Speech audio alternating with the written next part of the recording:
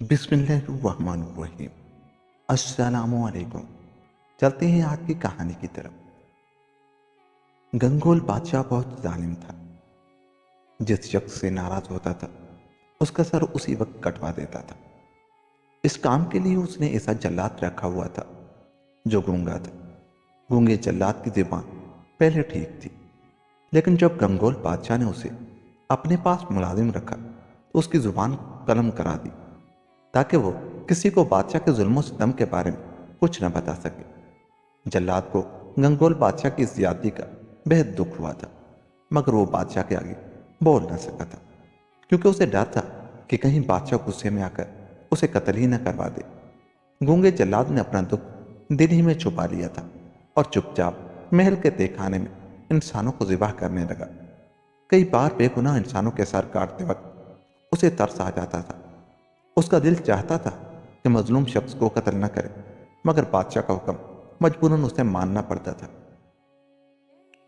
ایک دفعہ کا ذکر ہے کہ اس ملک میں ایک سوداگر بچہ ہیرے جواہرات بیچنے کے لیے آیا۔ وہ جب شہر کے سب سے مشہور سرائے میں رات بسر کرنے کے لیے ٹھہرا تو کسی چور نے اس کے اصل ہیرے جواہرات چوری کر کے ان کی جگہ نکلی ہیرے رکھ دیے۔ صبح سوداگر نکلی ہیرے جواہرات کی پوٹلی لے کر گنگول بادشاہ کے دربار میں گیا تو شاہی جوہری نے ہیرے جواہرات دیکھ کر شور مچا دیا کہ یہ تو سارے نکلی ہیں۔ گنگول بادشاہ یہ سن کر آگ بگولا ہو گیا۔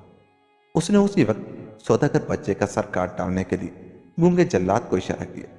حکم ملتے ہی چند سپاہی سوداگر بچے کو پکڑ کر اس جگہ لے گئے جہاں گنگول جلاد لوگوں کے سر کاٹتا تھا۔ گونگے جلاد کو کچھ پتہ نہیں چلا تھا کہ گنگول بادشاہ نے اس غریب سوداگر کو کیوں سزا دی ہے۔ ویسے اسے سوداگر بچے کی نوجوانی دیکھ کر ترس آ گیا تھا۔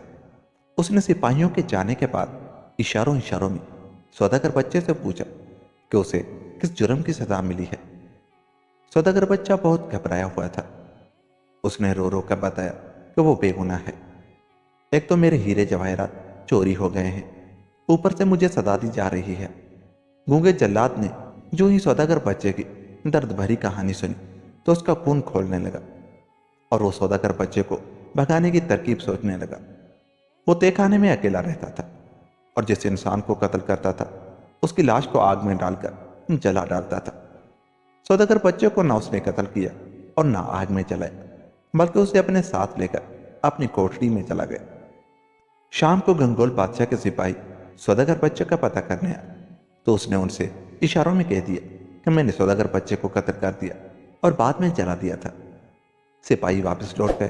سپاہیوں کے جانے کے بعد گونگا جلاد سوداگر بچے کو بھگانا چاہتا تھا، کیونکہ اسے ڈر تھا کہ اگر گنگول بادشاہ کو خبر ہو گئی تو وہ ہم دونوں کو مروا دے گا۔ سوچ کر آ کے اسے ایک ترکیب سوجھ گئی، جس کے متعلق اس نے سوداگر بچے کو اشاروں میں بتایا۔ سوداگر بچہ گونگے جلاد کی تجویز سے خوش ہو گئے اور اس کا شکریہ ادا کرنے لگا۔ آدھی رات ہوئی تو گونگے جلاد نے اپنی ترکیب پر عمل کرنے کا فیصلہ کر لیا۔ اس نے ایک پھاوڑا خود سنبھالا اور ایک سوداگر بچے کو دے دی، جس کے بعد دونوں تیزی سے کوٹری کا فرش کھودنے لگے۔ صبح تک انہوں نے بہت لمبی سرنگ کھود ڈالی۔ اس سرنگ کے ذریعے وہ باہر آئے تو خوشی سے اچھل پڑے، کیونکہ وہ گنگول بادشاہ کے محل سے بہت دور نکل آئے تھے۔ سوداگر بچہ گنگول بادشاہ کی قید سے آزاد ہونے کے بعد اچھل کود کر رہا تھا کہ گونگے جلاد نے اشارے سے اسے سمجھایا کہ لوگوں کے جاگنے سے پہلے یہاں سے بھاگ جاؤ۔ سوداگر بچے کی آنکھوں سے گونگے جلاد کے اس احسان کی وجہ سے آنسو بہنے لگے۔ اس نے کہا، میں اکیلا نہیں جاؤں گا، تم بھی میرے ساتھ چلو۔ لیکن گونگے جلاد نے اسے سمجھایا کہ اگر میں بھی تمہارے ساتھ یہاں سے بھاگا تو بادشاہ کو پتہ چل جائے گا کہ میں نے اسے دھوکہ دیا ہے، چنانچہ وہ سپاہی دوڑا کر ہمیں گرفتار کر لے گا۔ گونگے جلاد کا اشارہ سمجھ کر سوداگر بچے کو وہاں سے اکیلا ہی روانہ ہونا پڑا۔ اس کے روانہ ہوتے ہی گونگے جلاد نے سرنگ میں گھس کر اس کا منہ بند کر دیا، پھر اپنی کوٹری میں پہنچ کر سرنگ کا دوسرا منہ بھی بند کر دیا۔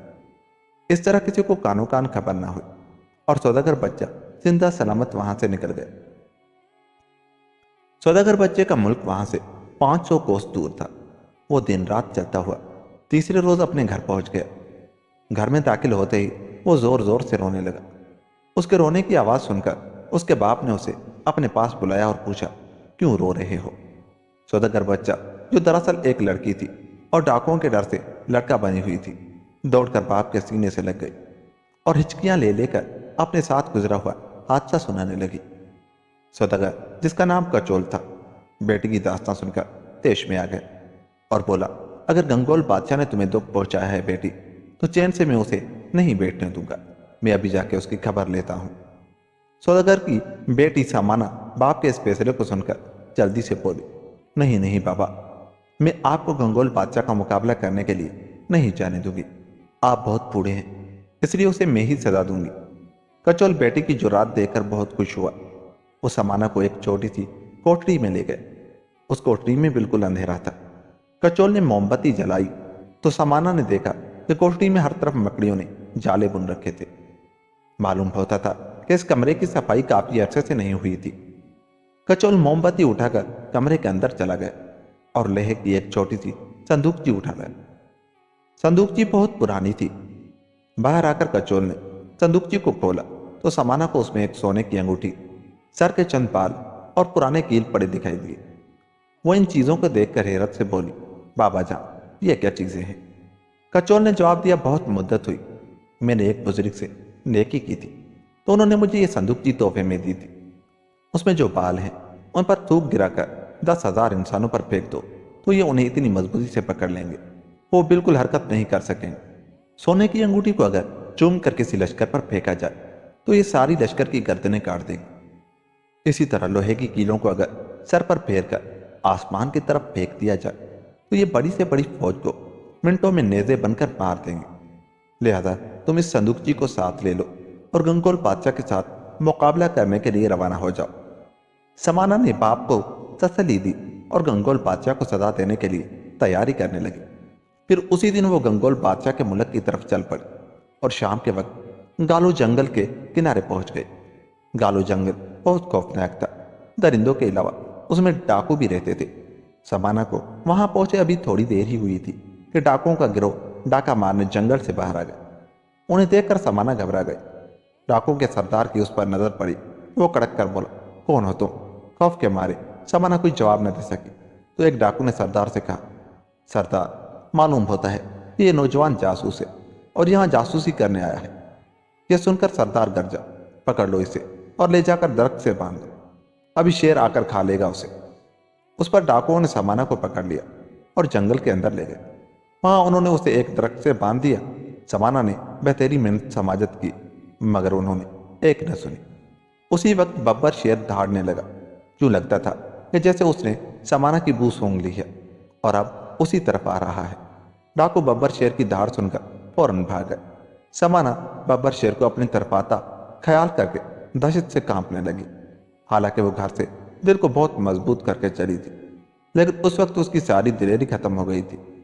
تبھی اسے صندوق چی یاد آ گئی جسے اس نے پگڑی میں چھپا رکھا تھا۔ تھوڑی سی کوشش کے بعد اس نے اپنے ایک ہاتھ رسی سے نکال لیا، پھر دوسرا ہاتھ بھی نکال لیا۔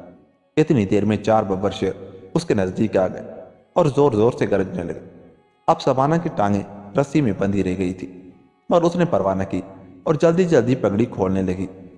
ببر شیر اس پر حملہ کرنے سے پہلے لگاتار اسے گھورے جا رہے تھے۔ اتنی دیر میں سامانا نے پگڑی سے صندوق چی نکال لی اور اس میں سے انگوٹھی اٹھا کر چومی اور ببر شیروں کی طرف پھینک دی۔ انگوٹھی ایک زوردار دھماکے کے ساتھ لمبی ہو کر تلوار بن گئی اور شیروں پر حملہ کرنے لگی۔ دیکھتے ہی دیکھتے اس نے تمام ببر شیروں کو قتل کر دیا اور دوبارہ سامانا کے پیروں میں آ گری۔ اس کے ساتھ ہی پھر سے انگوٹھی بن گئی۔ سامانا انگوٹھی کی کرامت دیکھ کر بے حد خوش ہوئی۔ اس کے بعد ڈاکوؤں کو سزا دینے کے لیے صندوق چی سے ایک بال نکلا اور اس پر تھوک کر ہوا میں اچھال دیا۔ کچھ دیر بعد سامانا نے دیکھا کہ وہ بال سارے ڈاکوؤں کو باندھ کر لا رہا ہے۔ وہ ڈاکوؤں کی گردنوں کے گرد لپٹا ہوا تھا اور انہیں جھٹکے دے رہا تھا۔ سامانا خوشی سے تالیاں بجانے لگی۔ ڈاکوؤں کے سردار نے اسے تالیاں بجاتے ہوئے دیکھا تو غضبناک ہو کر بولا، میں تمہیں زندہ نہیں چھوڑوں۔ جواب میں سامانا کہکا لگا کر ہنس پڑی۔ اس وقت بال نے بہت زور سے جھٹکا دیا جس سے تمام ڈاکوؤں کی گردنیں ٹوٹ گئی اور وہ مردہ ہو کر زمین پر گر گئے۔ اب سامانا نے اپنی گردن اور ٹانگوں کو بھی رسی سے آزاد کیا اور ڈاکوؤں کی لاشوں پر نفرت سے تھوک کر جنگل سے باہر آ گئی۔ گالو جنگل سے نکل کر اس نے دوبارہ گنگول بادشاہ کے ملک کی جانب سفر شروع کر دیا۔ वो जल्द से जल्द गंगोल बादशाह के सामने जाना चाहती थी ताकि उसको कड़ी सजा देकर अपने दिल में जलती हुई इंतकाम की आग को ठंडा कर सके। मुसलसिल चलते रहने से वो जल्द ही गंगोल बादशाह के मुल्क में दाखिल हो गई। गंगोल बादशाह के मुल्क में दाखिल होकर वो सबसे पहले उस सराय में रुकी जिसमें उसके हीरे जवाहरात चोरी हुए थे। करीबन आधी रात को उसने किसी के पैरों की आवाज़ सुनी। वो समझ गई कि आज फिर वही चोर आया है जिसने मेरे हीरे जवाहरात चोरी किए थे। चुनाचे उसने संदूकची से एक बाल निकाल लिया। दूसरे ही लम्हे एक काले लिबास वाला निकाब पोश अंदर आया और संदूकची उठाकर भागने लगा। समाना ने जल्दी से बाल पर थूक कर उसे निकाब पोश पर फेंक दिया। बाल ने फौरन लंबा होकर नकाब पोश की गर्दन दबोच ली, जिस पर वो समाना के कदमों में आ गिरा और जारो कतार रोने लगा और समाना से माफी मांगने लगा। मुझे माफ कर दो भाई साहब, आइंदा मैं कभी चोरी नहीं करूंगा, उसने आंसू बहाकर कहा। समाना ने उससे पूछा, पहले ये बताओ कि 10 रोज पहले मेरे हीरे जवाहरात तुमने चोरी किए थे? नकाब पोश ने गिड़गिड़ा कर कहा, हाँ भाई, मैंने ही चोरी किए थे, मगर उन्हें मैंने गंगोल बादशाह के हुक्म पर चोरी किया था। यहाँ इस सराय में जब भी कोई सौदागर आकर ठहरता है तो मैं गंगोल बादशाह के हुक्म पर उसे लूट लेता हूँ। यह सराय असल में गंगोल बादशाह की मिल्कियत है। समाना ने यह सुना तो हैरानी से बोली, अच्छा तो गंगोल बादशाह डाकू भी है? नकाब पोश ने फौरन जवाब दिया, हाँ अजनबी नौजवान, गंगोल बादशाह डाकू भी है और कातिल भी। जिस किसी के पास दौलत देखता है लूट लेता है, फिर कोई इल्जाम देकर लूटने वाले इंसान को कत्ल भी करवा देता है। मैं मजबूरन उसकी नौकरी कर रहा हूँ, मुझे माफ कर दो भाई। ये मेरी गर्दन में जो तुमने फंदा डाल रखा है उसे निकाल लो, मेरी गर्दन टूट रही है। लेकिन समाना ने नकाब पोश को माफ न किया। चुनाचे बाल ने एक झटका देकर नकाब पोश की गर्दन तोड़ दी, जिसके बाद समाना चुपके से सराय से बाहर आ गई और गंगोल बादशाह के महल की तरफ चल दी। गंगोल बादशाह के महल पर जाकर उसने पहरेदारों से कहा, मैं बहुत दूर से गंगोल बादशाह के लिए कीमती हीरे जवाहरात लाया हूँ, इसलिए मुझे उसके पास ले चलो। दरबारियों में एक तो सिपाही भी थे जिसने समाना को गिरफ्तार करके गूंगे जल्लाद के हवाले किया था। उसने समाना को पहचान लिया कि ये तो वही सौदागर बच्चा है जिसे गंगोल बादशाह ने मौत की सजा दी थी। लिहाजा उसने महल के अंदर जाकर गंगोल बादशाह से कहा, आरिजा, वो सौदागर बच्चा अभी तक जिंदा है जिसे आपने नकली हीरे जवाहरात बेचने पर मौत की सजा दी थी। गंगोल बादशाह इस इतला पर बड़ा हैरान हुआ और जल्दी से बोला, अच्छा तो जिंदा है तो कहाँ है इस वक्त? गिरफ्तार क्यों नहीं किया तुमने उसे? जाओ उसे पकड़कर मेरे सामने ला। सिपाही गंगोल बादशाह के हुक्म मिलते ही समाना को गिरफ्तार करने महल के दरवाजे पर आया तो समाना ने उसका चेहरा देखकर अंदाजा कर लिया वो किस नीयत से आया है। लिहाजा उसने संदूकची से बाल निकालकर उस पर थूका और उसे सिपाही की जानिब फेंक दिया। बाल ने फौरन सिपाही की गर्दन मरोड़ डाली। गंगोल बादशाह शाही महल की खिड़की में से यह मंजर देख रहा था। उसने जो ही सिपाही को मरते देखा तो उसी वक्त सिपा सालार से कहा, इस नाहंजार ताजिर के बच्चों को कत्ल कर दो। सिपा सालार सारे सिपाही लेकर समाना की सिमत दौड़ पड़ा। समाना को भी खबर हो गई कि गंगोल बादशाह ने बहुत सारे सिपाही मेरी तरफ दौड़ाए हैं। चुनाचे उसने संदूकची में से कील निकाल लिए और उन्हें सर पर फेरकर आसमान की तरफ उछाल दिए। कील ऊपर जाकर नेज़े बन गए और फिर नीचे आकर गंगोल बादशाह के सिपाहियों पर गिरने लगे। देखते ही देखते उन नेज़ों ने गंगोल बादशाह की सारी एकड़ खत्म कर दी। वो अपने खजाना और महल छोड़कर किसी और मुल्क की जानिब भाग गया। समाना ने गंगोल बादशाह का लश्कर खत्म कर दिया तो शाही महल में दाखिल हो गए। उसने गंगोल बादशाह के खजाने पर कब्जा कर लिया और उसे गरीबों में बांट दिया। उसके बाद वो शाही महल के तहखाने में गई और गूंगे जल्लाद को निकाल लाए। गूंगे जल्लाद को लेकर वो अगले रोज घर को रवाना हो गए। घर पहुंचकर उसने बाप को बताया कि यही वो गूंगा जल्लाद है जिसने मेरी जान बचाई थी। कचोर सौदागर गूंगे जल्लाद से मिलकर बहुत खुश हुआ और उसने समाना से कहा, इस गूंगे को टूची बुजुर्ग के पास ले चलो, वो उसके लिए दुआ करें तो ये दोबारा बोलना शुरू कर देगा। समाना ने यह सुना तो उसी वक्त उसने गूंगे जल्लाद को साथ लिया और टूची बुजुर्ग से मिलने के लिए चल पड़ी। टूची बुजुर्ग शगु पहाड़ पर रहते थे। शगु पहाड़ पर पक्का जादूगर भी रहता था जो उधर से गुजरने वाले हर इंसान को पत्थर बना देता था। समाना जो ही शगु पहाड़ के करीब पहुंची तो उसने किसी के भयानक कहके सुन। कहकों को सुनकर वो फौरन समझ गई कि ये गंगोल बादशाह है और वो बक्का जादूगर के पास आया हुआ है।